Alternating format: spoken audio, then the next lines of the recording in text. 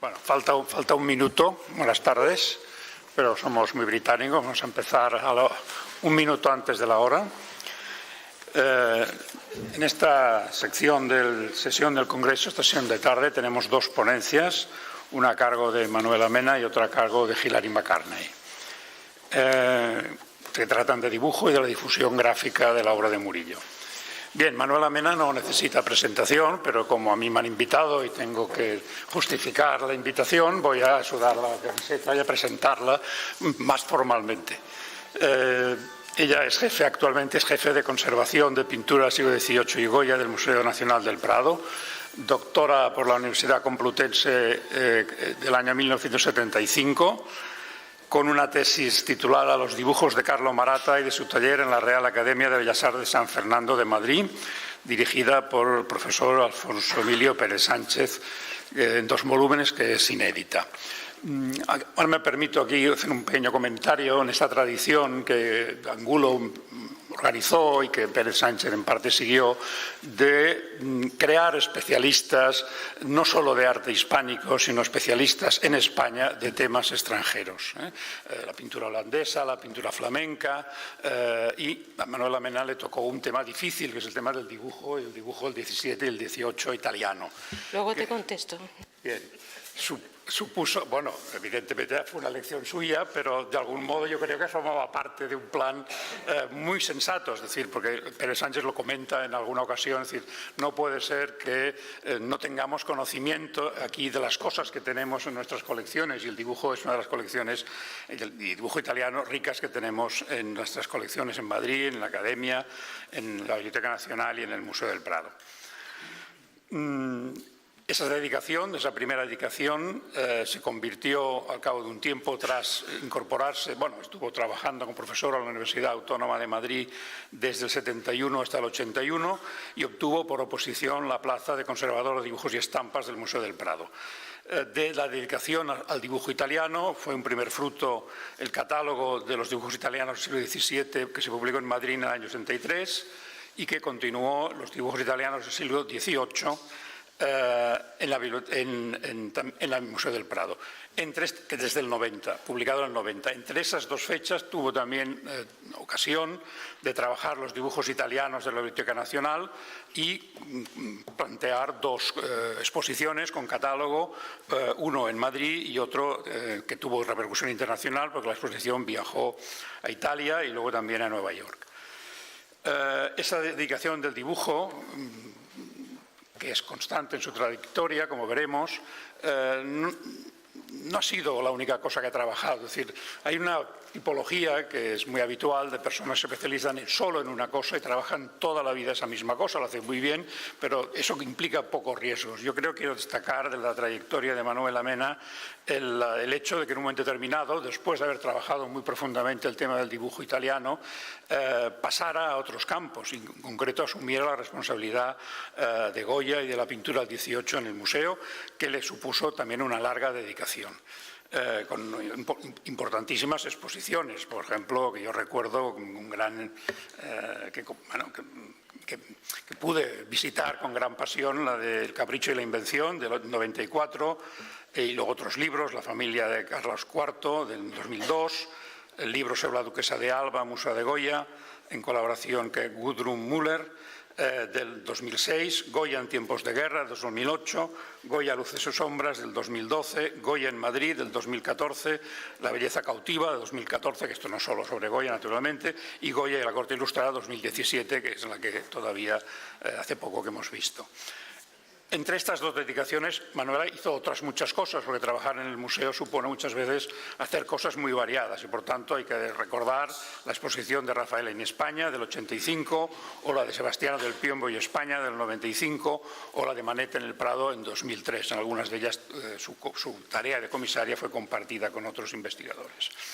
Para el tema que nos ocupa, Manuela Mena tiene 2 aportaciones que son fundamentales. Una exposición, la exposición de dibujos que tuvo lugar en Santander del 30 de marzo al 27 de mayo de 2012, una exposición muy lujosa que solo pudieron ver los santanderinos en esos 2 meses, y un servidor que se cogió un avión solo para verla y pasar 2 horas maravillosas viendo los dibujos de Murillo en Santander, con regreso al día siguiente porque no hay vuelo el mismo día. Y luego finalmente esperábamos también desde hace tiempo su catálogo razonado de los dibujos de Murillo, que supone una aportación fundamental para la historia del coleccionismo de los dibujos de Murillo y también para el estudio de las tipologías de los dibujos de Murillo, que es muy variada y muy compleja. Murillo es de los pocos dibujantes del XVII español que tiene un corpus relativamente amplio, por tanto podemos estudiar su complejidad, sus dificultades, y hay dibujos muy contrastados, muy diversos, tanto en las técnicas como en los acabados y en las utilidades. Supongo que es lo que ella nos comentará en su ponencia de ahora. Y bien, nada más, esto es lo que yo puedo comentar, y luego simplemente recordar que a mí me hace muy feliz de poder volver a coincidir aquí con ella, porque recuerdo la ayuda valiosísima que nos prestó cuando la exposición de Raimon Casellas en el Manac, en el 92, en que ella nos ayudó muchísimo en la catalogación de las piezas y en la selección. Y luego también en el 99 que volvimos a coincidir aquí en un evento a propósito del centenario de Velázquez, y ahora en esta ocasión con Murillo. Pues agradecerle su dedicación a estos temas, su larga dedicación de excelencia en toda esta trayectoria y su capacidad para ilustrarnos aquí de nuevo con un tema que ya ha trabajado muy a fondo. Bueno, voy a empezar primero dando las gracias. Primero porque está más cerca a mi querido amigo y compañero Bassegoda, y por su presentación, a la cual le voy a hacer algunas precisiones. Pero antes de eso, quiero dar también mi agradecimiento a Benito Navarrete por haberme invitado a este congreso sobre Murillo, que bueno, pues veo que es un hecho realmente sorprendente. Podemos llamarlo evento, ¿no? Utilizando una palabra moderna. Y estoy contenta de estar aquí. La única precisión que quiero hacer es que, bueno, yo realmente tenía un aprecio y un respeto inmenso por don Diego Angulo, que había sido profesor mío, y por supuesto por Alfonso Pérez Sánchez, ¿no? Pero fui yo, no fueron ellos quienes me indicaron el camino que tenía que seguir. Un día fui al despacho de Pérez Sánchez porque a don Diego Angulo no le había tratado mucho en aquella época. Iba a terminar la carrera y le dije, pues mire, creo que le llamaba todavía de usted, quiero hacer mi tesis sobre dibujo del siglo XVII, y si es posible italiano porque me quiero ir de España. Esas fueron mis palabras exactas. Entonces se quedó muy sorprendido. Estaba en el Consejo Diego Velázquez, en el Instituto Diego Velázquez, y se quedó muy sorprendido y me dijo, pues, bueno, hay un conjunto de dibujos en la Academia de San Fernando de un artista italiano del 17, Carlo Maratta, que yo lo pensaba hacer, porque él lo pensaba hacer todo, que yo lo pensaba hacer, pero que pues puede empezar a trabajar sobre ello a ver si le gusta. Y dije, pues sí. Y a los 6 o 7 meses yo ya estaba en Italia, ya había conseguido además una beca y yo ya estaba allí, había hecho la tesina, había ido, había vuelto y ya estaba en Italia. O sea que sí, yo sabía de ese proyecto que ellos tenían de formar a personas en una cosa y en otra, pero a mí eso de que me formen no me va. Soy un poquito independiente. Entonces, esa es una precisión que entra dentro de lo que, digamos, que el pensamiento que ellos tenían, pero yo no lo sabía, ese pensamiento, y la elección fue mía. Elegí dibujo porque creo que me gusta mucho la abstracción de la realidad, ¿no? Lo abstracto. Incluso una sola línea, ¿no? Como aquella famosa de Apeles o de Parrasio, ¿no? Por aquí ha pasado Apeles o Parrasio, no me acuerdo cuál era, porque una sola línea estaba en su lienzo, ¿no? Y eso a mí me gusta, una sola línea que defina el mundo. Y por eso quise estudiar dibujo. Y realmente el dibujo es una materia muy difícil, como todos aquellos que hayan entrado en el campo del dibujo, pues lo saben. El dibujo es Bueno, no sé, lo diré con el paso de la conferencia o de los 20 minutos que tengo para contarles algo de Murillo. He querido poner el principio de esta conferencia, en este caso como un homenaje a Murillo, con el único dibujo de Murillo que está en Sevilla. Parece mentira, ¿no?, que en Sevilla solamente haya un dibujo de Murillo, y eso porque una señora excelsa hace ya muchos años lo donó a su muerte al ayuntamiento y está ahora en los Reales Alcázares. Ahora verán el dibujo. El dibujo no es solamente esto, pero he querido poner esto porque el nombre de Murillo, primero, no sabemos si es firma o no es firma. Aquí nuestro excelso,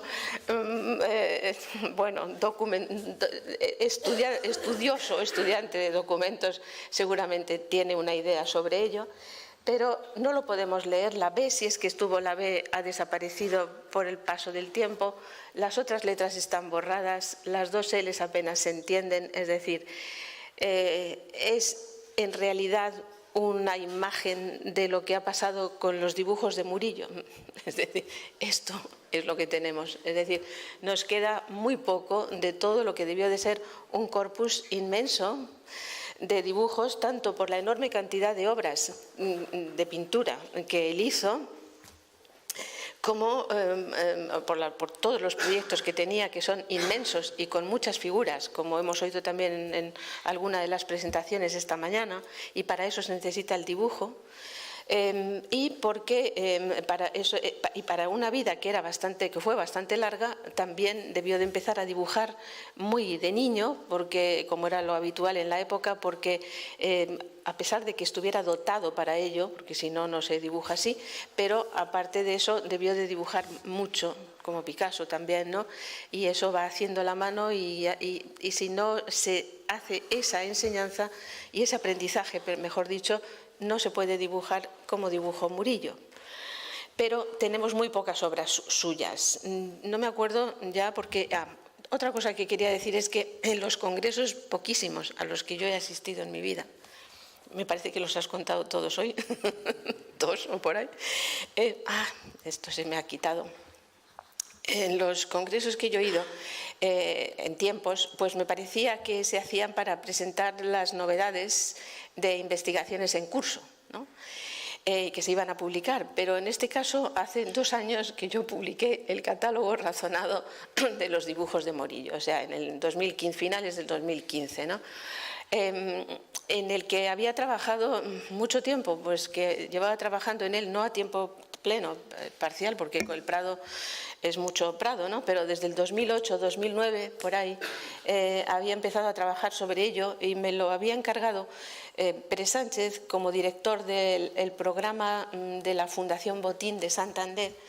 Él era el que había iniciado ese camino de publicaciones sobre dibujos de artistas españoles, y a mí me pidió Murillo, que me dijo que tenía que hacer Murillo.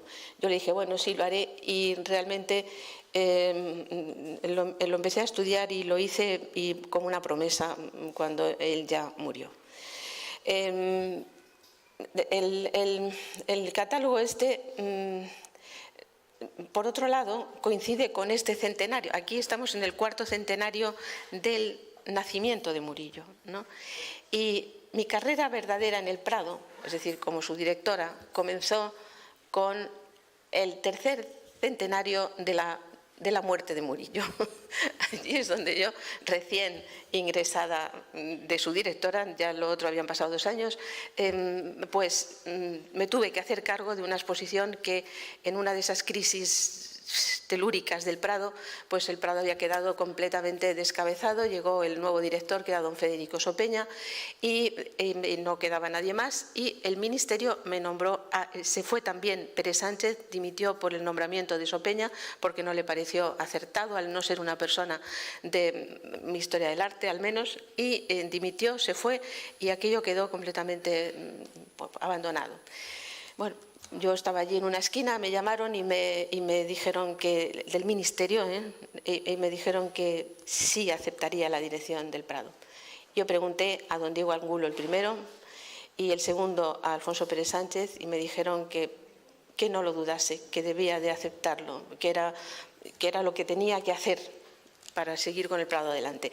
Entre las cosas que tuve que hacer fue casi lo primero, la exposición Murillo. Y el otro día Roberto Alonso me mandó una nota que yo ni siquiera había visto en su momento, en la cual me nombraban comisaria especial o una cosa rarísima, ¿no?, de la exposición Murillo, o sea que estaba allí como volcada en aquello y trabajando sobre Murillo. A mí me pareció, y estoy hablando un poco de biografía, pero viene a cuento, porque yo había visto en 1976, porque estaba en ese momento con mi beca en Estados Unidos, había visto junto con el profesor Conrad Oberhuber y mi grupito de alumnos que eran de Harvard, yo ya estaba fuera, pero estaba, digamos que, como de oyente, yendo allí por otras cuestiones. Fuimos a ver la exposición de Murillo en Princeton, en la Universidad de Princeton, que era la exposición organizada por Jonathan Brown. Estuvimos viéndola. Conrad Oberhuber era una persona increíble en el historiador de arte, fantástico, pero conocimiento de dibujos excepcional. Y me acuerdo que siempre que íbamos con él a visitar exposiciones, la cuestión era, vamos a establecer la cronología, bien, bien, porque siempre estaba mal, y vamos a establecer las autografías, es decir, de quién son en realidad estos dibujos, ¿no?, o estas pinturas. Y eso era lo más interesante que hacíamos con él, el ir a una exposición y reorganizar todo aquello, ver lo que estaba mal, por qué no, era interesantísimo. Entonces yo había visto aquello el 76 y cuando me tuve que hacer cargo de la exposición de Murillo el 82, vi que había mucha pintura, estaba la pintura, había selección ya de pintura, no todo, luego se tuvo que hacer algo más, pero no había dibujos. Entonces, como yo había visto los dibujos de Murillo y me habían parecido excelentes y que aquello en España no se había visto, pues pensé que había que poner una parte de la exposición de dibujos y lo aceptaron y se hizo la parte de dibujos. Me ocupé del texto, puse algunas de las ideas horribles, ¿no?, porque luego me cogí la enemistad para siempre ya del profesor Jonathan Brown, de la cronología, de cómo era la cronología o de algunas de las atribuciones que yo también las veía por mi formación en el dibujo italiano, que es como la base de todo. El dibujo italiano es lo que hay que saber, porque además quedan muchos dibujos de cada una de las figuras. Y eso es lo que quería decir también de Murillo. No quedan suficientes dibujos, aunque nos parezcan muchos. En este catálogo, que ahora les contaré cómo está hecho, porque hoy va a ser una crítica de ese catálogo para que ustedes sigan trabajando sobre ello en el futuro, ese catálogo hay como unos 100 dibujos o 110 más o menos que están bajo el nombre de Murillo, aunque no todos son de Murillo, autógrafos, y además lo digo, se tienen que leer cada una de las fichas, claro, pero en las fichas está explicado a veces sutilmente porque no son de Murillo y otras con mayor claridad, porque a veces se puede hacer daño incluso a personas, ¿no?, y incluso también puede uno estar equivocado, y por eso está siempre escrito con muchísima mesura el tema de las atribuciones. Hay algunos que evidentemente son de Murillo, pero hay otros que no, y ahora les contaré por qué. De esos 100 y pico dibujos no dan en una investigación, por ejemplo, del dibujo italiano, para hacer una monografía sobre un artista italiano como dibujante. Es imposible, es decir, hay muchísimos más, de Guido Reni, de Lanfranco, de Domenichino, de Annibale Carracci, es decir, Bernini, es como un mundo donde se puede realmente saber qué hacían y cómo trabajaban y cómo eran sus dibujos, y estar completamente seguros de que cuando se dice esto es de Bernini, es de Bernini, o de Carlo Maratta, que había 1800 en la Academia de San Fernando, pues era de Carlo Maratta. Es decir, y eso da todo un corpus y un conjunto, y se puede saber muy bien cómo trabaja ese artista. Pero en el caso de Murillo, pues hay cosas de las que no sabemos ni siquiera si las hizo. Bueno, les voy a pasar así, un poquito el dibujo de aquí. Bueno, la luz impide ver demasiado, ¿no?, la pantalla, pero bueno, lo ven en el catálogo. es un dibujo con unos,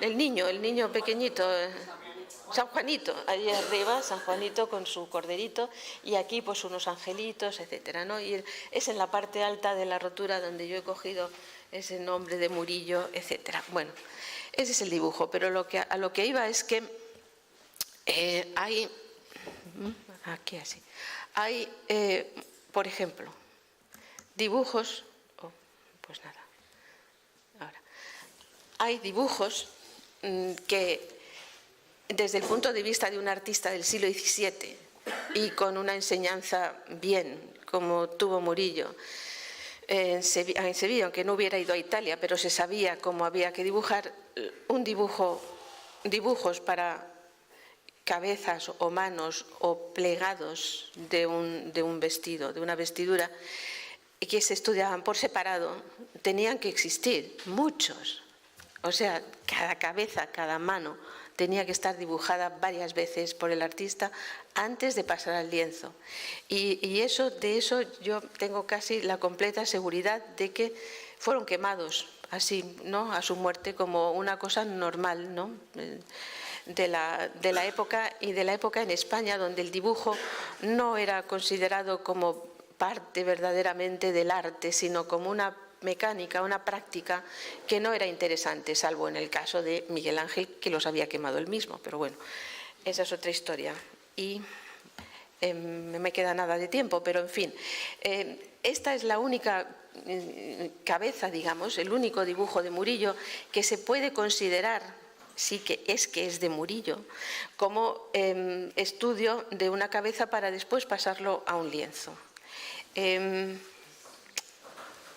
Este tipo de estudios, por ejemplo, Rivera también los tiene, solamente les he puesto este pequeño ejemplo. De ese dibujo, Jonathan Brown pensó que debía de ser preparatorio para la cabeza de esta escena de Santo Tomás de Villanueva, la cabeza del mendigo, ¿no?, se ve allí, de Santo Tomás de Villanueva. Bueno, esta obra de Santo Tomás de Villanueva es de fines de la década de los 60, ¿no? Y en esos fines de los 60, Murillo ya ha cambiado su estilo, se ha refinado muchísimo, y para mí esto es una cabeza todavía muy temprana. Eso sí es que es de Murillo. Porque, por ejemplo, si ven el entronque de la nariz, está como un poco torcido. Aquí en el sombreado de la barbilla, pues es un sombreado bastante rígido, y también es rígido y no muy bello el trazo con el que hace el cuello, el perfil del cuello. Entonces, por eso no lo sé, pero como no lo sé, y como es murillesco profundo, es decir, que es suyo, esa sería su forma de dibujar en un periodo juvenil, a partir de los dibujos que conocemos a pluma. Porque lo que hay que hacer para el estudio del dibujo es encontrar el denominador común, es decir, el denominador común de todo. Y por eso les voy a poner, bueno, les voy a pasar unas cuantas que no merecen la pena. Aquí no merece la pena. Les voy a pasar que hay que buscar el denominador común. Es decir, tanto el que estudia dibujos, y yo lo hice en un principio, no estudiaba solamente dibujos, hay que estudiar pintura, porque si no, no se entiende nada de nada. Es decir, es lo mismo, es el mismo mundo, solo que el mundo del dibujo es mucho más difícil. Estudiar la mano, estudiar la evolución de esa figura hasta el final de sus días, es como la pintura, pero es tal vez más sutil y difícil de calibrar para el que no es especialista en el dibujo, es decir, para el que no se ha pasado 10 años día tras día mirando dibujos, que es lo mínimo para saber algo de dibujo. Entonces, les enseño quizá la obra que a mí más me gusta de Murillo, que es El niño expulgándose, del Museo del Louvre, que es para mí, es una obra, como saben, muy temprana, todavía del decenio primero, de los 40, los últimos años de los 40, tal vez para los franciscanos también, pero no se sabe, creo, para dónde está hecha, pero es realmente, en mi opinión, una obra en la que está el Murillo más idealista, es decir, el Murillo todavía muy joven.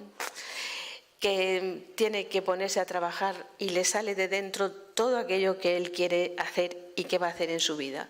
Pero desgraciadamente no siguió por ese camino tan riguroso, tan perfecto, tan suyo, único, porque a pesar de que evidentemente debió de conocer o de ver, no sé de qué forma, a Caravaggio, de alguna forma, no solo por la historia de los pies en primer término, sino por la concepción de la luz, que no es exactamente ni de ninguno de los sevillanos que él pudo ver, de ninguno de ellos trabajaron de esta forma tan increíble que trabaja en este niño, ¿no? No es solamente los pies, sino el concepto de la luz, como si hubiera visto a Caravaggio en directo. Eso se lo dejo a los especialistas de Murillo, porque a lo mejor Murillo tuvo ocasión de ir a Roma en algún viaje temprano con algún prelado de los muchos que iban y volvían, ¿no? Y pudo ver a Caravaggio en directo, ¿no? Porque es difícil para un artista, si no tiene la confrontación directa con una obra, el saberla o entenderla de oídas o a través de Rivera, que no es lo mismo, ni de Zurbarán, que no es lo mismo, ni de ninguno de ellos. Pero en fin, esto es lo que a mí me gusta, porque así empieza a dibujar. Es decir, los primeros dibujos que tenemos de Murillo, a ver, sí, aquí está, es uno de los del claustro chico del convento de San Francisco, desde el año 45, cercano a ese otro dibujo. Y es un dibujo donde tiene una fuerza inmensa, es decir, su trazo, miren sobre todo los trazos, bueno, pueden mirar los trazos de la izquierda del hábito, los que caen en vertical, que son muy suyos, los trazos en zigzag en la parte izquierda y la forma de sombrear el cuerpo en la parte derecha del mendigo, ¿no? Esa fuerza es la que vamos a ver en este otro tipo de dibujo, para el San Isidoro, que es ya algo después, a principios de los 50, me parece exactamente, y que es un Murillo mucho más, ya dibujado mucho más, lo vemos, ha aprendido a dibujar de esta forma precisa, con las líneas cruzadas formando rombos, que es con lo que produce todo el modelado, y es un dibujo realmente excepcional. ¿Dónde ha podido aprender esto? Porque esto no le gusta mucho a Pacheco, no es muy suyo, no sabemos nada de Zurbarán, pero sí sabemos que así dibujaba Herrera el Viejo. Y a lo mejor hay algún, bueno, tuvo que conocer dibujos de Herrera o un contacto algo mayor o a través de otros artistas para poder lograr este rigor perfecto en el cruce de las líneas, que es lo más difícil que hay. Como saben ustedes, lo inventa Miguel Ángel a finales del siglo XV, es el primero que empieza a trabajar de esta manera, escultórica casi, ¿no? y que luego, claro, se amplía en todo el mundo florentino ya adelante, y es una forma precisa de lograr la figura. Aquí, en los dibujos a pluma, Murillo tiene muchísima fuerza, es perfecto. Miren esos trazos también aquí en vertical, que indican no solamente trazos en vertical, sino su propia forma de ser, porque el dibujo responde a la misma parte del cerebro que la escritura, es por lo tanto del cerebro interno, del cerebro que va por su cuenta, que no le manda a nadie, y ese cerebro revela en su letra y en sus dibujos que era una persona decidida, enérgica, obstinado, que iba a lo suyo, muy imaginativo también, pero no tiene el caos vital que tiene Alonso Cano. Aquí tienen un dibujo de Alonso Cano en donde a la manera andaluza le gusta pintar de esta manera, es decir, dibujar con la pluma muy gruesa y con los trazos y todo revuelto, pero como ven no tiene ni en este fantástico, ni en este otro, Alonso Cano, no tiene ese orden perfecto, es más vital, más sensual, no solamente por el tipo de dibujos que le estamos viendo y de los cuales ese tipo de desnudo femenino no nos ha llegado nada de Murillo, y eso también hay que tomarlo en cuenta, es decir, también hay que tomarlo en cuenta. Alonso Cano en el mismo ambiente se salta los cánones y las normas y Murillo no. Y a lo mejor también a eso responde esa forma suya de dibujar tan perfecta, tan... bueno.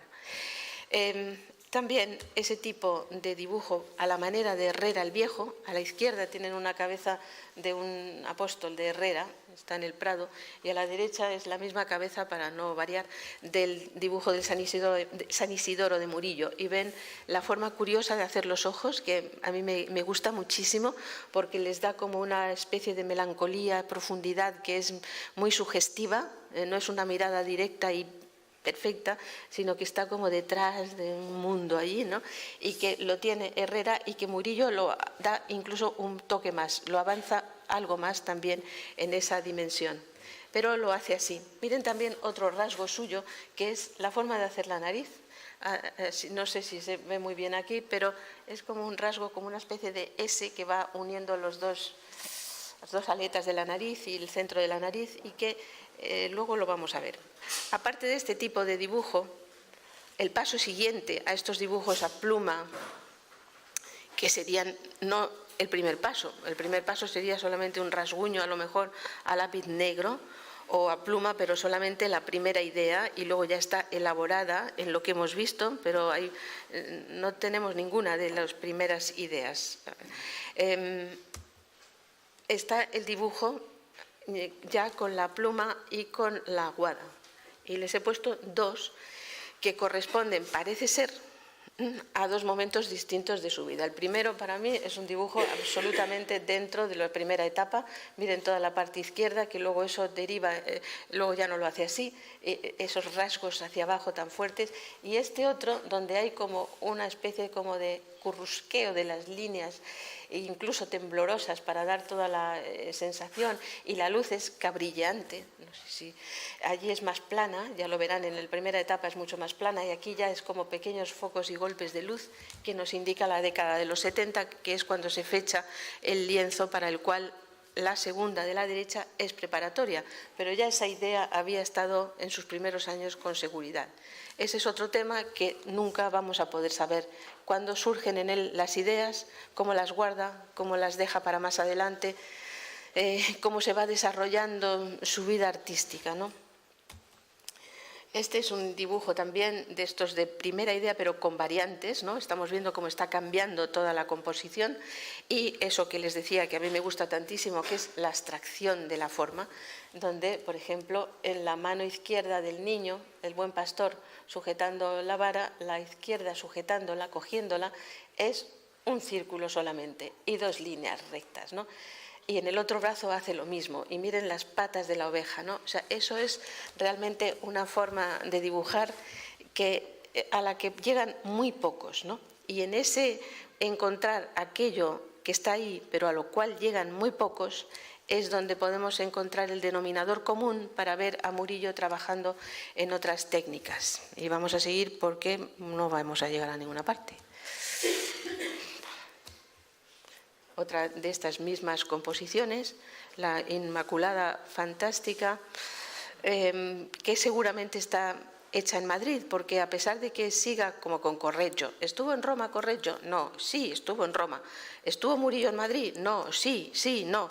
Ya no sabemos si estuvo Murillo en Madrid o no, pero hay dos cosas que están copiadas de dos cosas que estaban en Madrid y no estaban en ningún otro sitio. Y esta es una de ellas, la Inmaculada, que en la posición única que tiene la Virgen con las manos de esta forma, está sacada de una Inmaculada de Rubens que estaba en la colección real. Este es un paso adelante, esto es más adelante. Y esto es este mismo tipo de trabajar Murillo. Miren los pies, la abstracción fantástica de los pies, las líneas rápidas en zigzag, junto a otras que son como movidas y onduladas, como el pájaro, el gallo, mejor dicho, que está allí arriba, ¿no? Fíjense qué maravilla, como ha hecho la cola del gallo, que hace, ¿no? Bueno, ese rasgo hacia allá en grafología es violencia, persona violenta, persona que puede coger un cuchillo y hacer así a otro. No digo nada más que eso. Aquí se le va notando la edad. Este es un San Pedro en lágrimas que está fechado en los últimos años de la década de los 70, cuando ya Murillo puede que tuviera inicios de alguna enfermedad, porque ven cómo se le van la tinta, cómo se le ha caído la tinta en determinados sitios de la pluma sobre sobre el dibujo, es decir, no está limpio el dibujo. No importa, porque ellos, digo ellos, los artistas que llegan a una edad avanzada y les pasa esto, saben utilizar eso y lo convierten en un recurso más de su dibujo. Pero afortunadamente tenemos un rapidísimo apunte para el último de los cuadros, el que está en Cádiz y el que no le dio tiempo ya, el matrimonio de Santa Catalina, que no le dio tiempo a que murió, no le dio tiempo a terminar. Y vemos aquí pues algo que podría indicarnos también qué tipo de enfermedad tuvo, ¿no? Porque hay muchas líneas cortadas, eso es el corazón en grafología. Y hay líneas cortadas, por ejemplo, en este ángel de la derecha, como ven, va bajando ahí con la pluma por la cadera del ángel y de repente se corta y sigue por la rodilla y luego se le vuelve a cortar. Es decir, no logra, porque no puede. Es bastante tremendo esto, ¿no? Pero estoy casi segura de que es así. Pero es el mismo tipo de dibujar, es la misma perfección en la abstracción, por ejemplo, que en eso solamente llegan unos pocos, y es en un periodo muy tardío. Es decir, si aparecen dibujos en el futuro, podríamos tal vez poder establecer la cronología de esos dibujos, aunque no hubiera obras, a través de estos pocos ejemplos que tenemos. Tiene otra forma de dibujar y no sé hasta dónde vamos a llegar, es decir, a ninguna parte, porque les quería enseñar más cosas, que es esta otra a pluma con aguadas, mucho más terminado, como un estudio de luces, y que aquí también hay una evolución muy interesante, la que ven aquí a la izquierda, con esta composición que es del año 58, 62, por ahí, y que está muy terminada, muy concluida, y donde hay un vago eco más ligero, pero de Pacheco, de la forma de dibujar de Pacheco. Lo mismo que en este otro, esto ya es suyo, aquí es su absoluta forma de dibujar, en este San José con el niño, preparatorio para el cuadro que tienen al lado, más o menos, ¿no? Pero ven cómo todavía está trabajando en planos muy grandes, ¿no? Planos de luz y de sombra, que la sombra ocupa una gran parte del dibujo. O en este otro es ya más avanzado, lo vemos cambiar más, y está seguramente tomado de una composición que vio en Madrid. El siguiente paso es principios ya de los 70, donde vemos cómo la luz lo invade todo y las sombras son pequeños golpes, como de sombra de muchos colores, además, no solamente una sombra oscura, sino una sombra muy matizada. Este es otro de sus formas de pintar, que es solamente con el pincel. Y ahí también tenemos que ir para saber qué es él, en la forma en que dibuja las manos, los dedos, los ojos, ¿no? En que el dibujo capta la luz, que claro es impresionante. En los grandes artistas eso es lo máximo y a donde hay que mirar. O esta otra forma de dibujar, en la cual emplea el pincel solamente, y el albayalde, para dar un mayor realce a la figura del niñito que está en brazos del San Antonio. Estos son dibujos originales, suyos, seguro, con seguridad, preparatorios para obras o no, pero dibujos creativos. Y luego está allí donde yo tuve el primer choque con Jonathan Brown, el primero, porque no fue el único, que es los dibujos que tuve que organizar después de mucho pensar y gracias a esos 3 dibujitos de ángeles que tienen en la parte superior, que los puse en tres partes del catálogo, llamadas álbum 1 de Murillo, álbum 2 y álbum 3, y proceden todos de un mismo conjunto porque tienen un mismo papel, que descubrí por casualidad, que es como se descubren las cosas después de mirar mucho, pero por casualidad. Y la casualidad fue que uno de los dibujos, el ángel de la derecha, mantiene la hoja completa del papel, es decir, está cortada por un lado, porque cortaban los folios grandes de papel en 4, pero ese cuarto del papel completo, porque tiene los rebordes del papel en dos partes, en dos líneas del papel. No sé si me estoy explicando. Bueno, y en ese ángel, en la parte derecha, había una numeración. Entonces, yo había visto, pero solo la parte central, esos otros dos ángeles más atribuidos a Murillo, pero raros, pero podrían ser. Este de la derecha es igual, pero tampoco estoy segura de que lo sea. Pero entonces, esos dos solamente estaban la figura del ángel. Pero me fui a la mitad de Inglaterra, donde los tenían, pertenecen a un pequeño museo en Folkestone, en la costa, pero los tenían todos guardados en un sitio de esos que se guardan obras de arte. Y allí, bueno, me costó bastante, pero lo logré ir y tenían la hoja completa. Estaban también en la hoja completa. Los habían solamente reproducido lo que era la imagen, pero no la hoja completa. Y la hoja completa tenían también su numeración. Tenían en la parte alta la misma numeración que el ángel de la derecha que yo conocía. Es decir, estudié el papel y ese papel tenía, además, para más INRI, unos corondeles a unas distancias exactas y raras. 20, 30, 40, 40... Los corondeles son las marcas del molde del papel. Entonces empecé a mirar los otros dibujos también y eran todos estos, tenían, este primer grupo es el que tienen numeración idéntica arriba y el papel completo. Y son estos dibujos. Después hay otros que el papel ha sido recortado, pero que el papel tiene las mismas tipo de corondeles y logré encontrar que ese papel se había utilizado con una fecha exacta en Sevilla en el libro de Torres Farfán para la Catedral de Sevilla, para las cosas de la Catedral de Sevilla, de San Fernando, ¿no? En 1672. Luego, este álbum tenía que haber sido hecho en 1672 y eso venía bien porque todos los dibujos que aparecen en este álbum y en el número 2 y en el 3 son dibujos a partir de otras composiciones del artista, es decir, ya están hechas y son dibujos muy concluidos, o bien a pluma y aguada, o bien a lápiz negro y sanguina, muy terminados de composiciones anteriores. Y todos ellos, además, tienen la misma inscripción, la misma forma de escribir Murillo, Fecit. Es posible que sea firma, no estoy totalmente segura, pero, por ejemplo, si ven aquí el de la derecha, que es la Inmaculada de Justino de Neve, etcétera, etcétera, es muy bello el dibujo, muy bien hecho, muy terminado.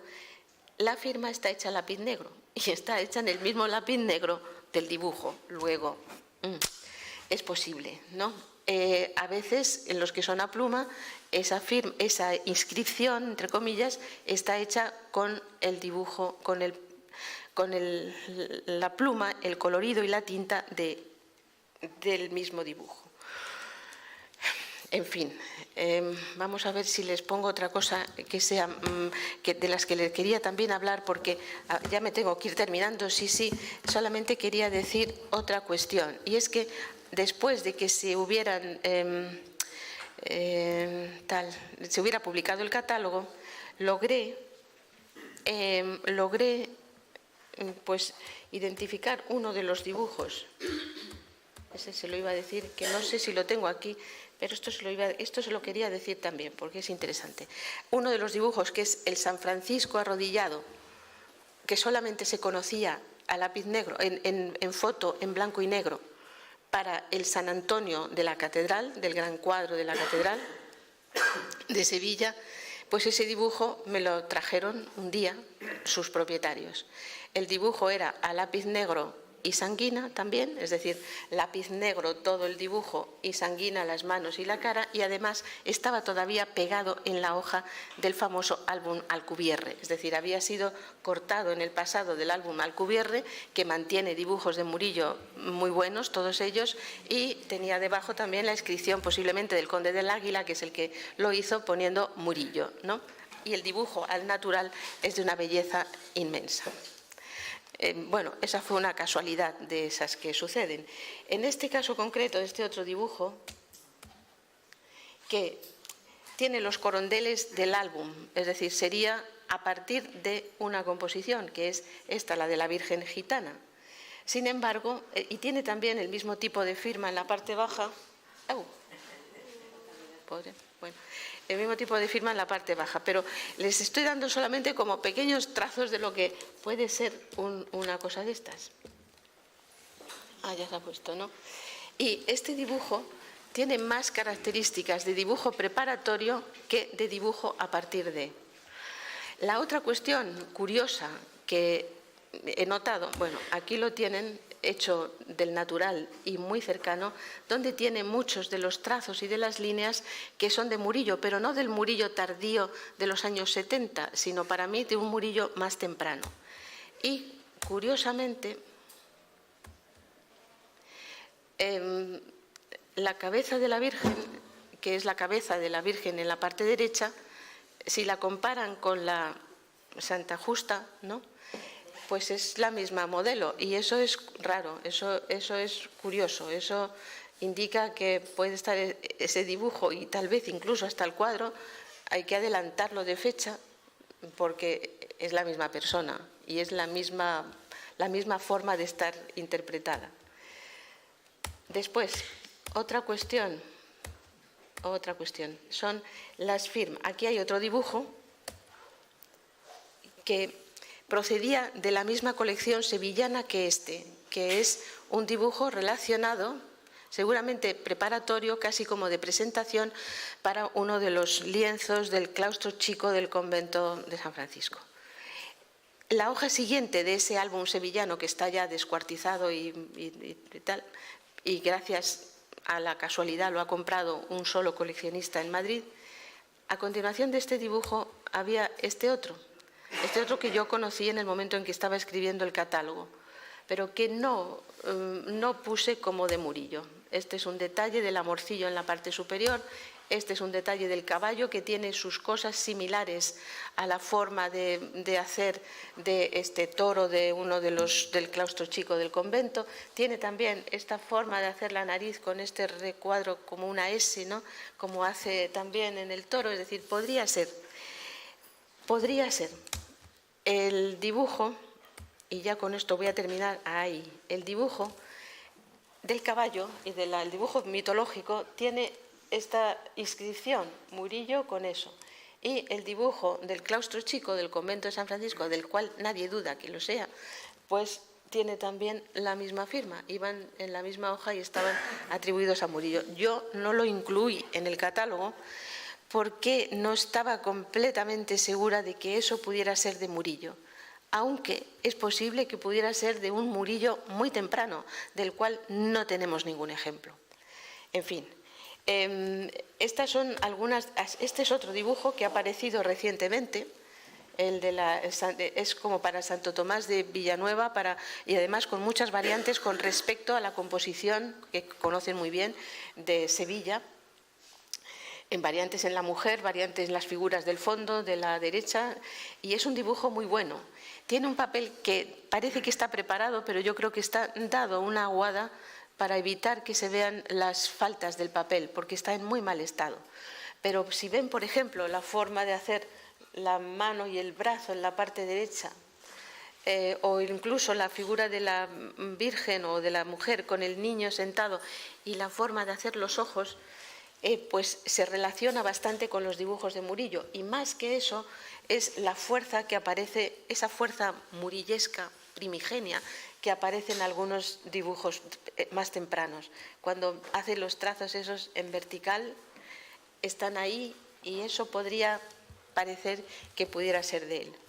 Es decir, que hay muchísimas dificultades. Es imposible llegar a un estudio completo por la ausencia de dibujos, aunque nos parezca que hay muchos y que hay muchas tipologías.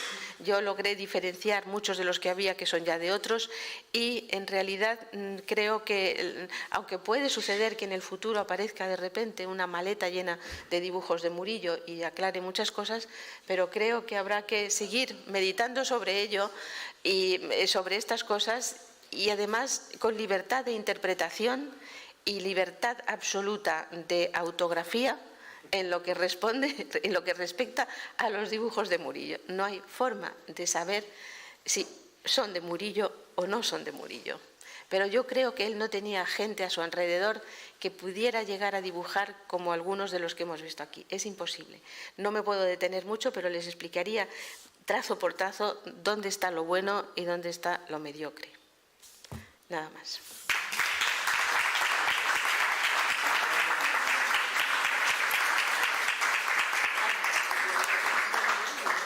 Madre mía.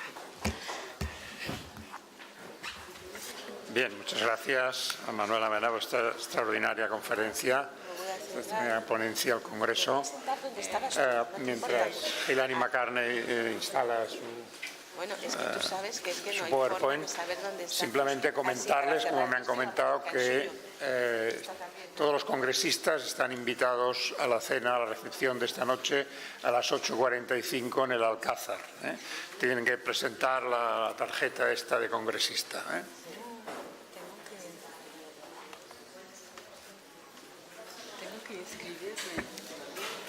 Bien, Hilary McCartney es profesora en la Universidad de Glasgow y es la directora del Stirling Maxwell Research Project y, bueno, ahora mismo es uno de los investigadores británicos que mantienen la tradición hispanista de estudiar cosas en relación al arte español. Yo destacaré de su larga producción hasta ahora algunas cosas que, bueno, yo no la conocía ella personalmente, tengo la suerte ahora de coincidir, pero yo valoro mucho la tarea que hicieron con Glindening del homenaje a Enriqueta Harris, en que ella escribió bastantes de los textos de ese catálogo, de ese libro de homenaje, en la idea de la recepción, de cómo se recibe, cómo se conoce el arte español, cómo se valora, cómo se compra, cómo se estudia, cómo se colecciona. Y luego también, que esto es del año 2010, es una aportación muy importante, y del más reciente, del 2006, el estudio, la publicación en facsímil de las ilustraciones en talbotipo del libro de Stirling Maxwell, el Copied by the Sun, que publicó junto con José Manuel Matilla en el Prado y el Centro de Estudios de Europa Hispánica. También se podría citar el estudio que ya tiene hecho sobre la colección, el intento de reconstruir la colección de Stirling Maxwell, que hay una primera entrega en el año 2001 en forma de artículo, en un libro colectivo, y luego también su aportación más reciente del 2016 al congreso que hubo sobre el Greco, que estudió la Dama del Hermiño y su recepción en el arte en Inglaterra, y el descubrimiento del Greco en Inglaterra a partir también de esa tela tan importante. Bien, pues agradecerle también su participación al congreso y darle la palabra. Pues muchas gracias por presentarme tan amablemente. Voy a ser muy pesada y voy a leer mi ponencia porque para hacerlo menos lento y quizá espero cometer menos fallos. Pues muchas gracias al comité que ha organizado este magnífico congreso y en especial a Benito Navarrete por invitarme a intervenir y a José Manuel Matilla del Museo del Prado por su consejo en la preparación de esta ponencia. Y mucho del material para la cual está relacionada con el proyecto que hemos comentado ahora, que realizamos hace 2 años sobre las ilustrativas fotográficas para los anales de los artistas de España, del historiador decimonónico escocés Sir William Stirling Maxwell. Así espero que me permitáis tanto enfoque sobre Stirling en lo que sigue, pero creo que es relevante en este caso. Y otra vez, que me perdonéis los muchos fallos en español.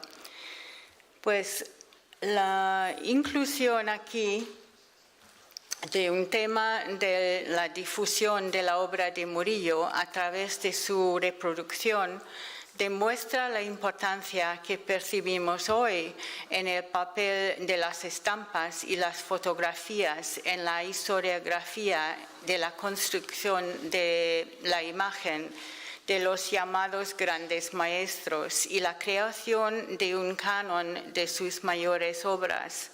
El caso de Murillo es especialmente emblemático en cuanto al papel de las estampas en la difusión de su obra, como se puede observar desde la época más temprana del estilo del artista hasta el siglo XIX, siglo que asociamos tanto con su altísima fama como con su eclipse por Velázquez en el panteón de artistas españoles. Dicho siglo fue también clave en el desarrollo de nuevos métodos mecánicos, fotográficos y fotomecánicos de la reproducción de la imagen.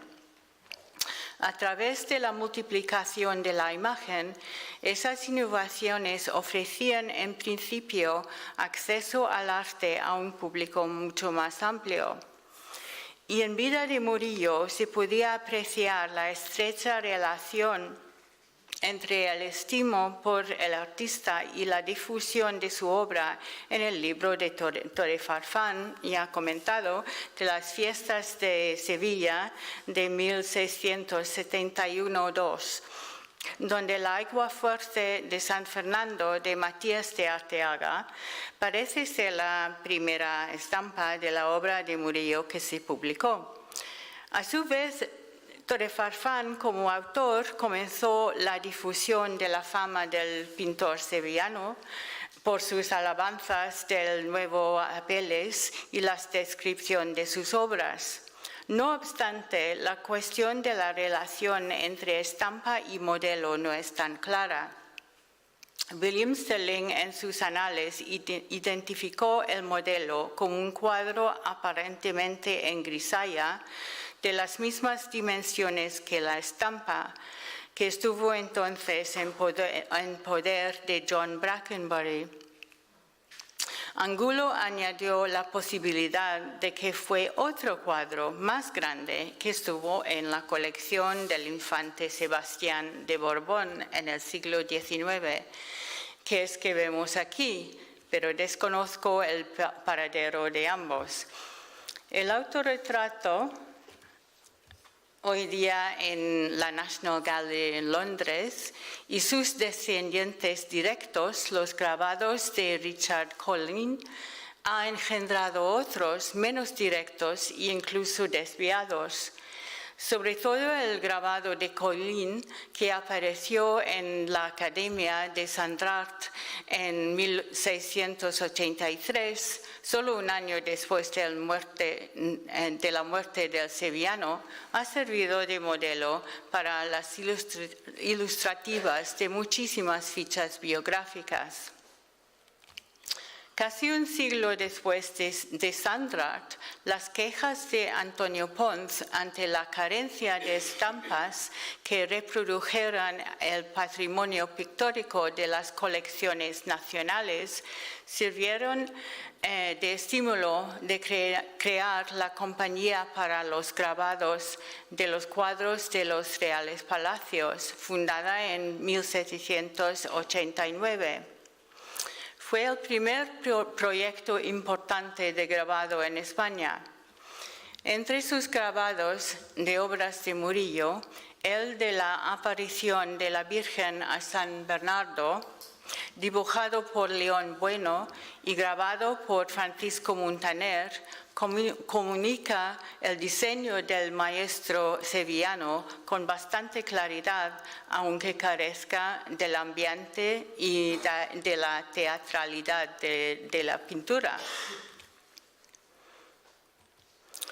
Tras el fracaso prematuro prematuro de la compañía para el grabado, se concibió otro gran proyecto dirigido por José de Madrazo, la colección litográfica de los cuadros del rey de España, cuyas láminas se publicó en cuadernos entre 1826 y 37.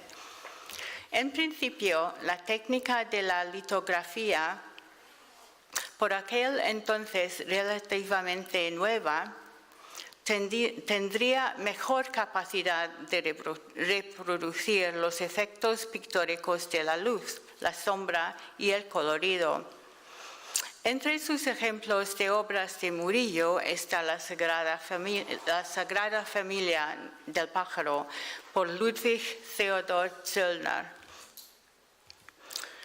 Pero fuera de esos grandes proyectos, el aumento de la disponibilidad de las reproducciones gráficas de la obra de Murillo durante la primera mitad del siglo XIX se debió más a los litógrafos franceses y a su publicación por compañías en París, como fue el caso con los Niños de la Concha por el litógrafo Lafosse en 1843.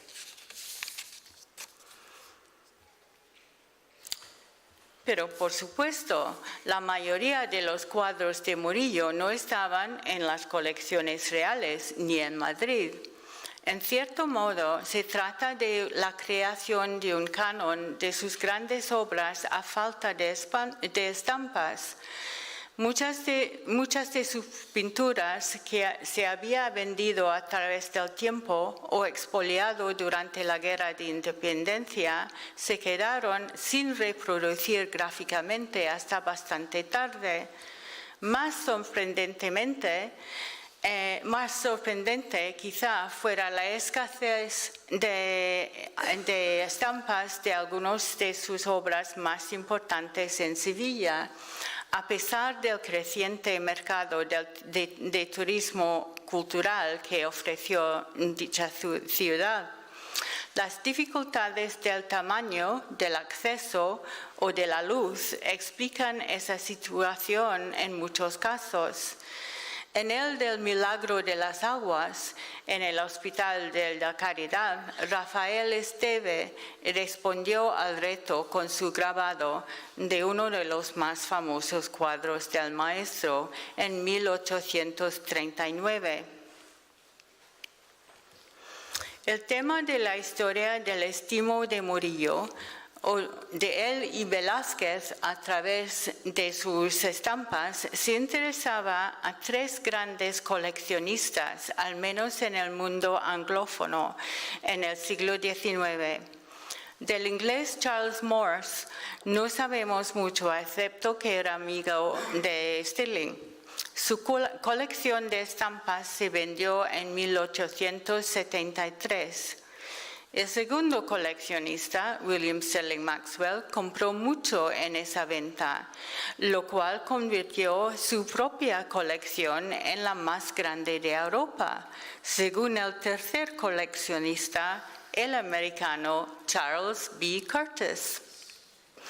En los casos de Stirling y Curtis está muy claro que su coleccionismo estaba muy estrechamente vinculado con su aproximación hacia el arte español como historiadores, en especial en relación a la luz que arrojaba sobre el estilo de los pintores y como documentación de la historia de sus obras. En 1873, Stirling, con la ayuda de Morse, recopiló un catálogo basado en las colecciones de ambos, que Stirling imprimió en una publicación privada. Las fichas no dan mucha información descriptiva, pero son de interés por su intento de ordenar las estampas en secuencia bajo las pinturas que son los modelos originales, aunque en muchos casos los modelos de las estampas más tardías son las estampas anteriores y así han perdido su semejanza al cuadro original. La colección combinada de Stirling y Morse se organizó en 4 álbumes de obras de Murillo y 2 de Velázquez, como está indicado en el ejemplar del catálogo en la Biblioteca Warburg en Londres. Por desgracia, la colección se dispersó en los años 1970 y se conoce el paradero de solo uno de los álbumes de estampas sobre Velázquez, comprado por la Hispanic Society en Nueva York. Pero, afortunadamente, la gran historiadora del arte español, Enriqueta Harris Frankfurt, había visitado la sede de la familia Stirling en Keir, en Escocia, a principios de los años 60, comprendía la importancia de la colección de estampas y pidió préstamo de los álbumes por parte del Warburg Institute para fotografiarlos. Y su ejemplar del catálogo está anotado por Enriqueta misma o por otro bibliotecario.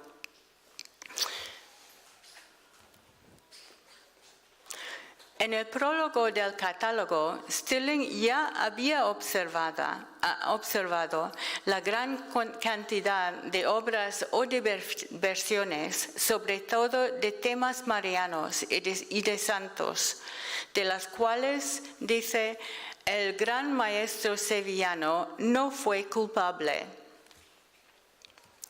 De igual modo, Enriqueta se inspiró a escribir un artículo sobre esas estampas que sigue siendo una referencia clave para los historiadores de nuestros días. Su artículo hizo hincapié sobre la baja calidad y el sentimentalismo excesivo de muchas de las estampas de tema devocional. Para ella, la bajada en el estimo de Murillo a partir del siglo XIX se podía relacionar con la imagen torcida que crearon de su obra mucha de la producción para el creciente mercado popular, cuyo aumento fue facilitado por los avances técnicos y los precios más bajos. El trabajo de Harris se presentó en 1984, poco más de un siglo después del catálogo de Curtis. Aunque todavía no ofreciera un catálogo razonado y que aceptara muchas obras de ambos pintores hoy día rechazadas, tuvo una influencia duradera debido a su estructura clara y en especial a su inclusión de información sobre las reproducciones, muchas veces por primera vez, tanto estampas como fotografías. El catálogo de Curtis carece casi totalmente de ilustrativas, salvo que en el caso de Murillo decidió incluir la primera aguafuerte del último cuadro inacabado del pintor, los desposorios místicos de Santa Catalina, para realizar el cual, dice Curtis, el grabador Edmond Saint-Raymond viajó expresamente desde París a Cádiz en 1880, se supone a instancias del historiador americano.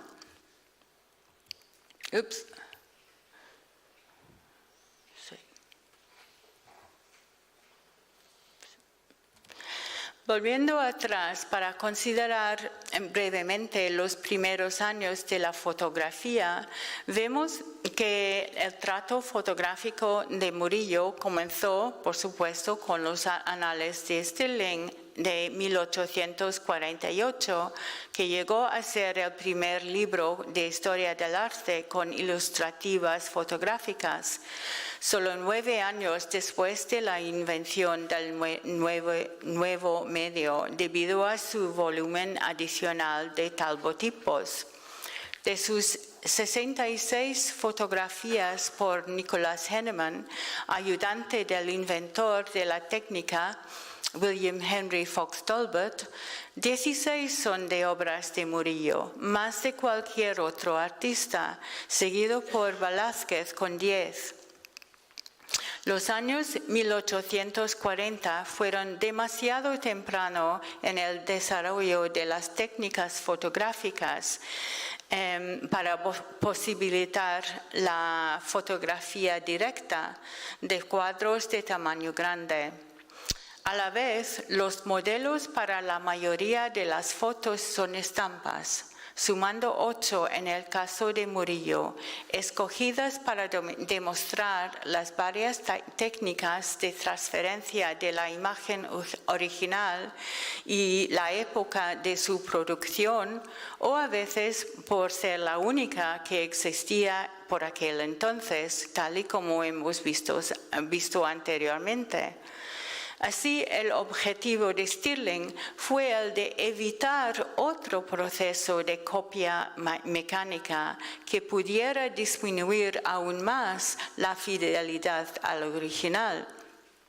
Aunque, como se ve aquí en el caso de la educación de la Virgen, a través del modelo de la litografía de Hermann Eichens de 1843, la nueva técnica del talbotipo, además de las ideas de Stirling y Henneman en su presentación, también ha impuesto otro filtro y su propia estética en la reproducción de la imagen. Y aquí también hay que añadir el filtro compuesto de las ideas nuestras, esperamos informadas, de José Manuel Matilla y yo y los técnicos del archivo fotográfico del Museo del Prado en la restauración o reconstrucción digital de los talbotipos. En el caso de 4 cuadros de Murillo en el Museo de Bellas Artes, aquí en Sevilla, el Santo Tomás dando limosna, las Inmaculadas de los capuchinos y de los franciscanos, y el Santa Justa y Santa Rufina, la situación curiosa de la ya existencia de un canon aceptado de obras mayores de Murillo, pero todavía no totalmente disponible a través de la reproducción, impulsó a Stirling de pedir a Henneman fotografías de copias al óleo de dichos cuadros por el pintor sevillano José Roldán. De las copias, por desgracia, no sabemos nada, como parecen haber sido vendido o perdido. Probablemente fuesen relativamente grandes, de más de 1 metro de altura, y en colores, no en grisalla, juzgando por otras copias de Roldán para Stirling. Gracias a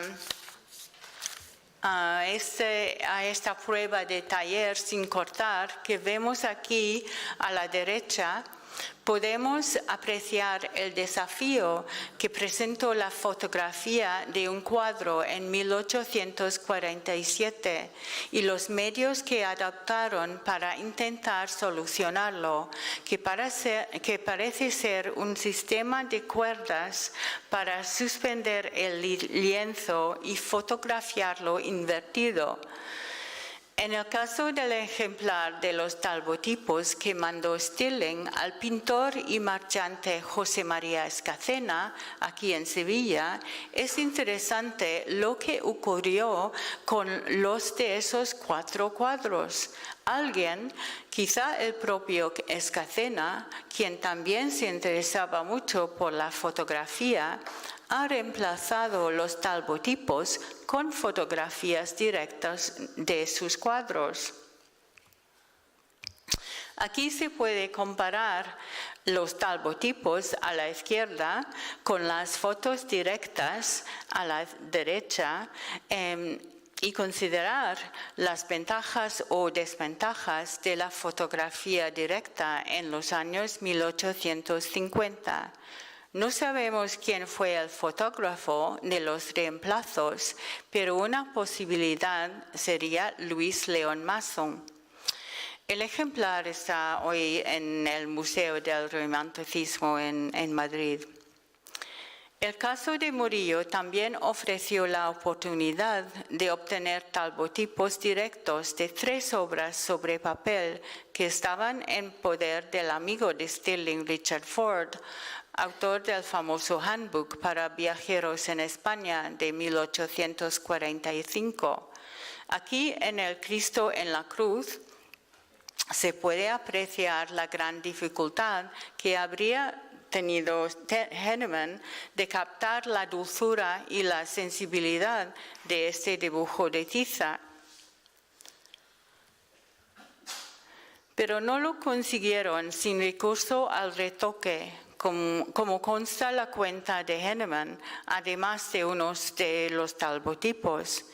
Este ejemplo temprano puede servirnos de advertencia de los muchísimos ejemplos más que habrán ocurrido y que siguen ocurriendo en la reproducción fotográfica del arte.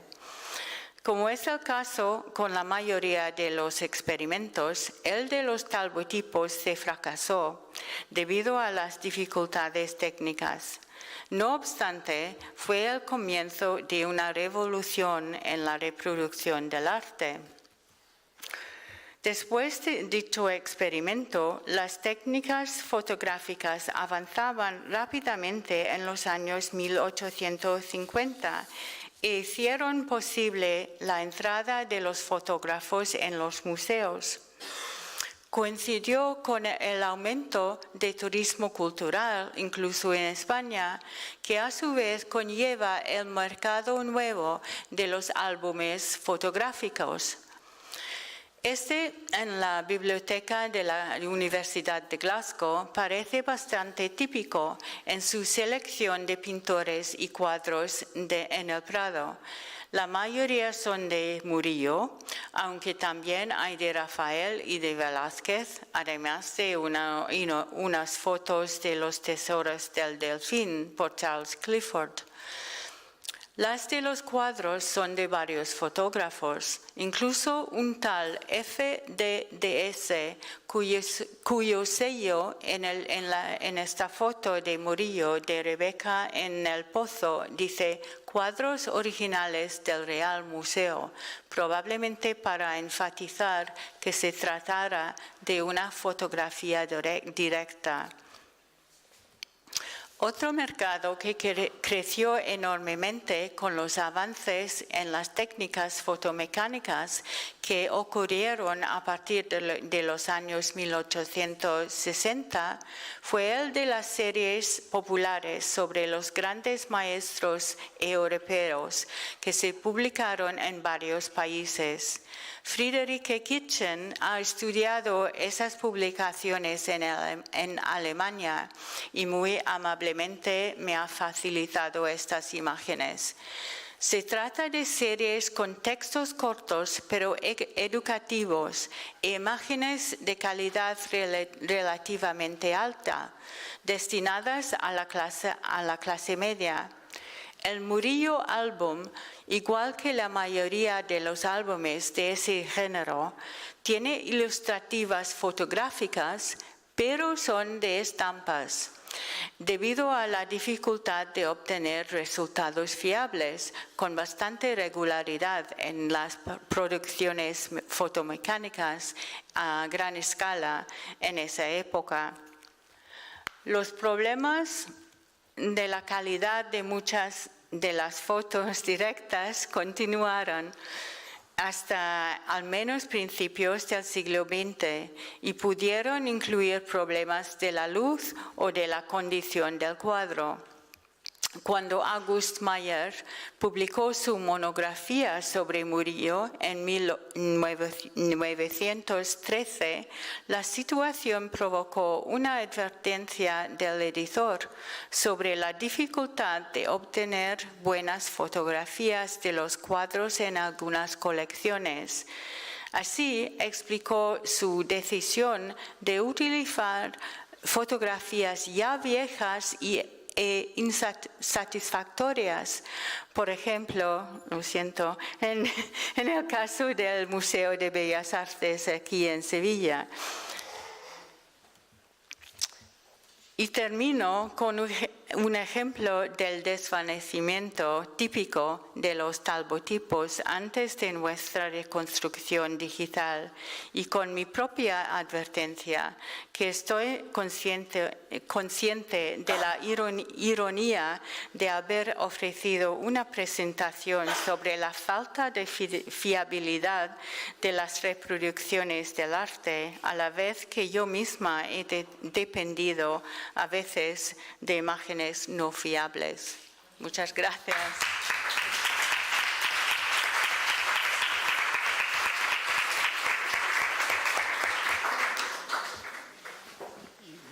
Bien, ahora según el programa tenemos un rato para el debate, para preguntas y observaciones a los ponentes y luego a las 6:30 se proyectará un documental sobre Murillo.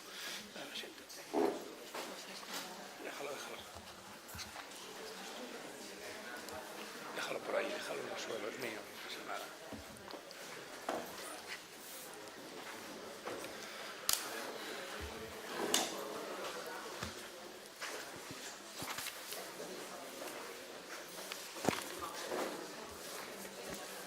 Sí, sale mucho calor aquí ahora.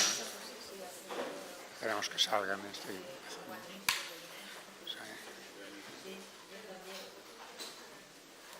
Bien, yo tengo una pregunta para Manuela Mena, muy sencilla, pero es fruto de mi ignorancia en el tema. Estos dibujos tan acabados de Murillo, que son algunos a pluma, pero la mayoría de ellos son a lápiz o a dos lápices, se entiende que hay una enorme dificultad para establecer la autoría. Tú lo discutes en tu catálogo y en la presentación que nos has hecho. Mi pregunta es, ¿qué tipo de utilidad podían tener esos dibujos? Porque yo creo que es un fenómeno un poco raro en el campo del dibujo. Es decir, yo no recuerdo ahora mismo un repertorio, diríamos, tan completo para un artista solo, ¿no? Sí, pues contesto, no sé. Sí son raros, pero existen. Es decir, el tema, los dibujos, lo que pasa es que no eran muy valorados y por eso no se conservan. Pero aquí, en España, estamos en otro mundo completamente distinto. Y todos esos dibujos tan concluidos, tan terminados, tanto a pluma como a lápiz, son los que con un 95% de seguridad proceden de un álbum. Un álbum que es el que Murillo preparó a lo largo de los años 70 y que lo tuvo uno de sus amigos holandeses, ¿cómo se llama? Mazur. Sabemos que lo tenía ese álbum cuando muere Murillo y ese es el álbum, pasa a la Águila. ¿Lo hace para que lo tenga como un repertorio de su obra? No lo sé, yo creo que no. Yo creo que eso es una cosa de alguien que le gusta eso y que lo ha comprado. Pues me gusta y lo compro. Pero yo creo que es más bien un repertorio de composiciones para ser utilizadas después o por él o por sus alumnos. Casi como una revista de modas, me gusta este modelo, me gusta este otro. Algo por sí, una especie de liber veritatis, como lo llamó, creo, en tiempos Jonathan Brown, no tanto como liber veritatis, porque no lo necesitaba Murillo, porque estaba en Sevilla y aquí estaban la mayoría de sus obras y ya está, ¿no? Pero es casi como recuerdo. Y seguramente, otra de las cosas que yo he pensado, y quizá esté en mi catálogo, es que lo hizo también con vistas a su academia, a sus alumnos, es decir, a que lo vieran ellos, a que tuvieran un repertorio de todo eso. También en el sentido de que de varios casos, por ejemplo, de Los Ángeles, que son bellísimos. Hay hasta 3, no de todos, pero hasta 3 dibujos distintos de mayor o menor calidad y de mano distinta de Los Ángeles fantásticos de Murillo, del juego completo que está en el Louvre y que son incuestionablemente suyos, ¿no? Hay también varios del crucifijo, del Cristo crucificado, que me parece que pertenece al Museo de Princeton. De ese hay 3 más, con pequeñas diferencias, ¿no? Alguno claramente peor, otro pues casi mejor que el de Princeton, pero perdido, solamente se conoce por foto. Y hay también varios de una de las Inmaculadas, ¿no? Y también de la misma manera, es decir, hay uno que tiene una calidad y una mano muy concreta, que aparecen más dibujos del álbum, y otros 2, uno distinto, bueno, de calidad, y otro malo. Es decir, que es como a lo mejor modelos que él dio, modelos que recopiló, pero todos los buenos, es decir, los mejores, los que tienen el papel con esa marca exacta, tienen esa firma o esa inscripción como de su mano, Murillo Fécit, o M.O. Fécit. Unas veces es M.O., otra es Mur.Fécit, otra es Murillo Fécit, pero siempre la misma letra. Y casi siempre, lo que he dicho antes, la tinta y el lápiz coinciden con el dibujo que está haciéndose. Puestos en la época, o sea, los dibujos estos más acabados serían más apreciados seguramente que los que nosotros ahora nos gustan más, que son los más preparatorios, diríamos, de más espontáneos. Bueno, lo que sabemos es que Omazur se quedó con estos, ¿no? Pero seguramente estaban en un álbum, o sea, totalmente cosidos por la numeración que tienen perfecta, hasta 82, 92, hay muchos, 100 y pico es el último número que hay. Puede haber más, pero es cierto, 70 y tantos es el último número. Sí, hay otro dibujo que es dibujos, como se dicen, con valor en sí mismos, que es el dibujo que nos ha mostrado Hilary, de la colección de Richard Ford, que viene de Richard Ford, claro, de su tatarabuelo, de su antepasado, y es un dibujo del Cristo en la cruz, fantástico, muy grande, y ese es el típico dibujo, y además por el estado de conservación que tiene, que es malo, ese es el típico dibujo que pudo haber sido utilizado en una casa, es decir, no está guardado ni nada, sino que ha sido tenido desde muy temprano expuesto en la casa del que lo tuviera, ¿no? Está completamente concluido y no logramos, tú tampoco me parece, hacer una foto buena, moderna de ese dibujo. Incluso hoy día. No hay manera. Imposible. Es imposible, bueno. Ese es un dibujo con valor en sí mismo. Hay otros, en otra técnica, por ejemplo, hay un dibujo de San Filippo Neri con el niño, que es bellísimo, delicadísimo, que yo creo que es de Murillo, y que está hecho como dibujo en sí mismo y no preparatorio para el cuadro, ni a partir del cuadro, pero no tomando en consideración los valores pictóricos, que son muy distintos de los valores dibujísticos. Y es un dibujo hecho como tal dibujo, y Murillo sabe cambiar eso. Lo hace en ese dibujo y lo hace también, que recuerde, en la Magdalena penitente, que he puesto por ahí algún detalle, o la he puesto a ella misma, ¿no? En ese también ha alterado completamente, el que lo ha hecho, que yo creo que es Murillo en ese caso, ha alterado el valor pictórico de la figura iluminada contra un fondo claro contra un fondo oscuro, con la figura sobre fondo claro y ella muy modelada y muy oscura y con mucho lápiz, ¿no? Con todas las sombras y las luces, ¿no? Pero está totalmente alterada la figura, pero lo tendríamos que ver para que les pudiera decir en qué consiste un dibujo para apreciarse y que tenga valor como dibujo, y un dibujo preparatorio para pintura y una pintura. Pero no tengo las fotos aquí para que lo vieran. serían pocos esos dibujos en sí mismos, diríamos, ¿no? En el caso de Murillo, estos dos que he citado, conocidos, pudo haber más. Sí. Igualmente me gustaría señalar un par de cosas. No has puesto ningún ejemplo de ningún dibujo exclusivamente al grafito de Murillo. No, Que también es hay verdad, algunos, sí. especialmente de la primera fase de la época del claustro chico de los franciscanos. Sí, es verdad, están en el reverso, pues los tengo por ahí, pero bueno, en el claustro chico están en el reverso, hay uno de ellos que es un dibujo para figura, para una de las figuras, ¿no?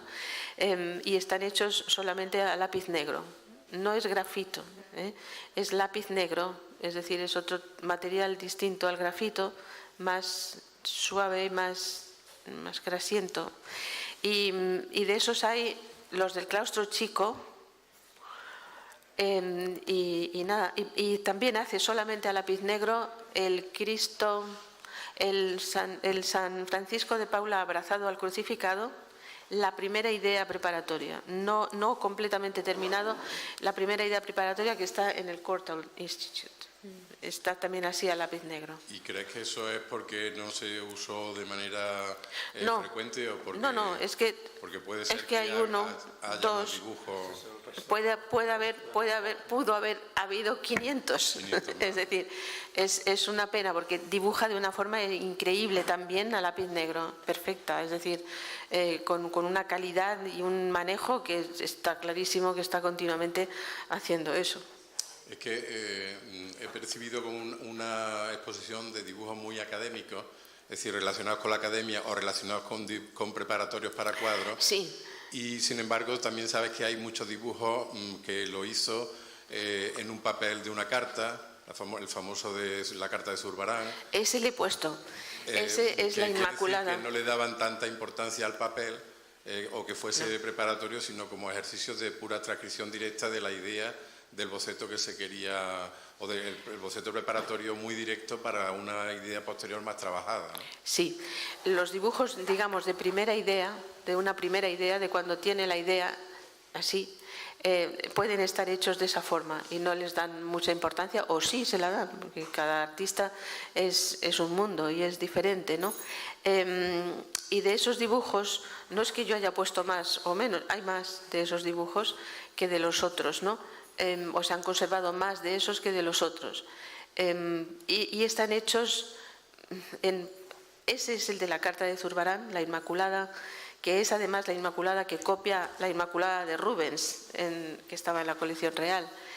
No sabemos cuándo lo hace, si es de memoria, si se acuerda de algo que ha visto allí y lo está haciendo sobre la marcha. Es un dibujo muy rápido, muy rápido.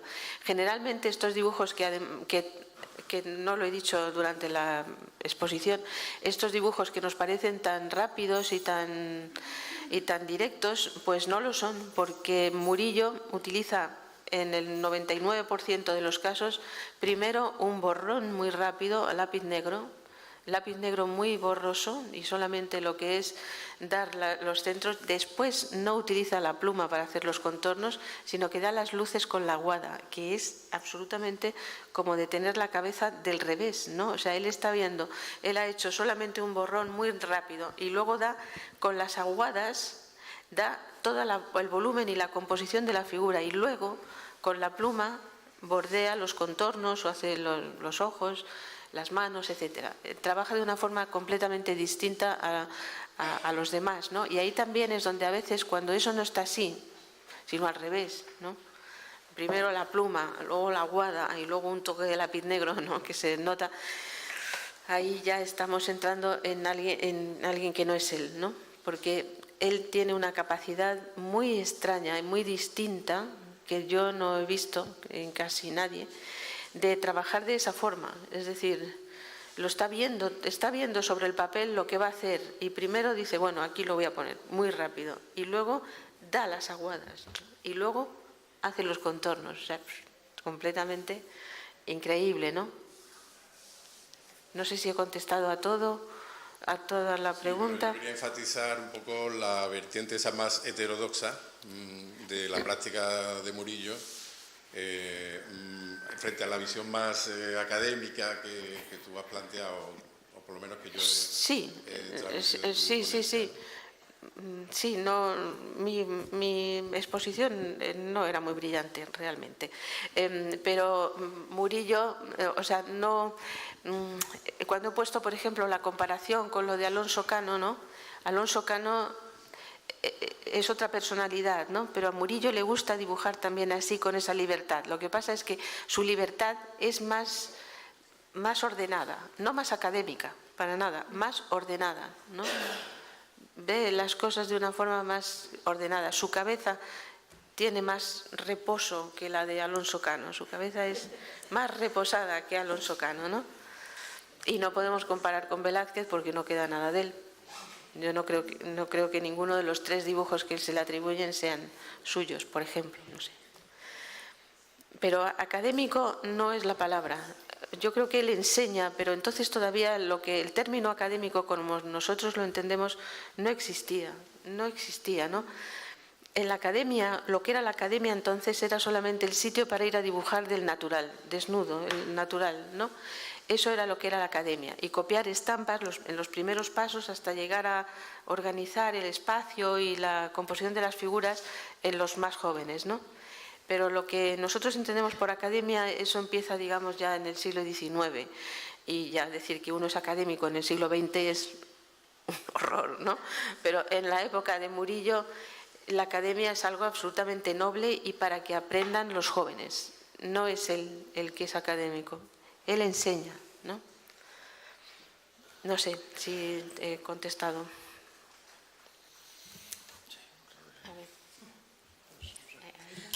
Hola. Nos dicen allí que tenemos... A ver, la última pregunta ya. Hola, yo le quería hacer una pregunta a Hilary y es en relación a los álbumes de dibujos, estaba escuchando a Manuela, de estampas que después fueron pasados a talbotipos y algunos sustituidos por fotografías.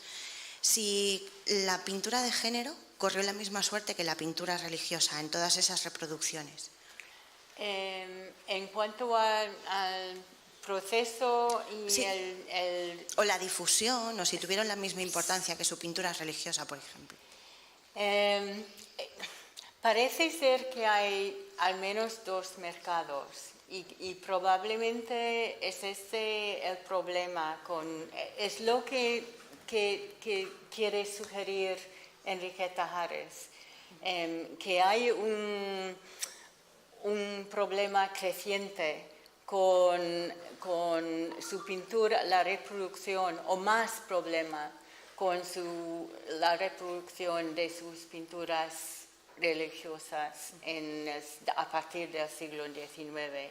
Y eso debido a su popularidad como imágenes devocionales, pero también de calidad bastante baja. Que son imágenes muy baratas. Pero además hay el mercado de lujo que sigue interesado también por la pintura religiosa. Como por ejemplo, no he tenido tiempo para mencionar las fotografías de Adolf Braun, por ejemplo, en los años 1860. A partir de esa década fue posible imprimir con un proceso de carbón, y son imágenes más matizadas y más permanentes. Y también hay ese mercado que incluye para las pinturas religiosas de Murillo, en especial porque en el mercado de lujo y las fotografías de Braun, muchas veces el estilo de Murillo en especial en muchos de sus composiciones religiosas, da al fotógrafo más oportunidad de expresar, de presentar la sutileza de los nuevos métodos de imprimir la fotografía. Entonces, creo que es más una cuestión de dos mercados, pero que sigue teniendo más influencia en la bajada de la reputación de Murillo debido al mercado más barato, que incluye imágenes muy malas, incluso en los libros baratos sobre los grandes artistas. Por eso, sí. Gracias. Bueno, entonces tenemos que ir a ver la película. ¿Dónde es esto? ¿Aquí? Aquí mismo.